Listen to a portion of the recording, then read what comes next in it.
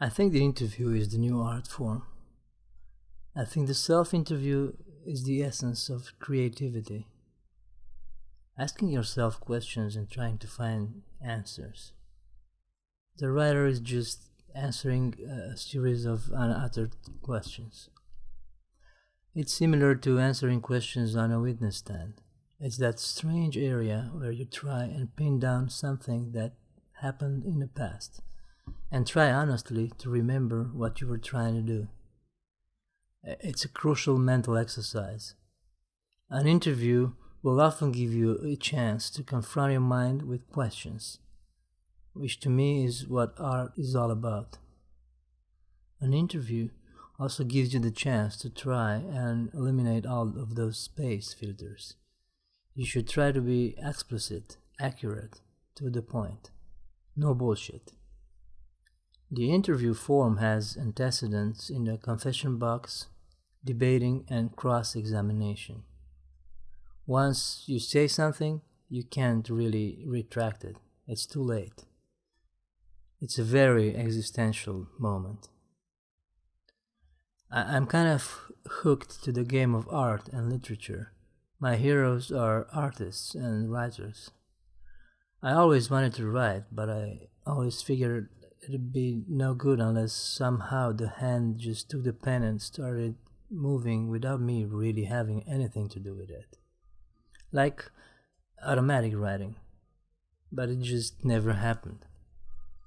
I wrote a few poems, of course. I think around the 5th or 6th grade I wrote a poem called The Pony Express. That was the first I can remember. It was one of those ballad type poems. I never could get it together though. Horse Latitudes? I wrote when I was in high school. I kept a lot of notebooks through high school and college, and then when I left school, for some dumb reason, maybe it was wise, I threw them all away. I wrote in those books night after night. But maybe if I'd never thrown them away, I'd never had written anything original, because they were mainly accumulations of things that I'd read or heard, like quotes from books. I think if I'd never gotten rid of them, I'd never been free.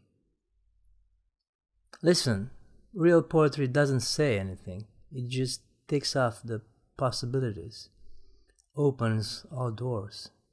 You can walk through any one that suits you.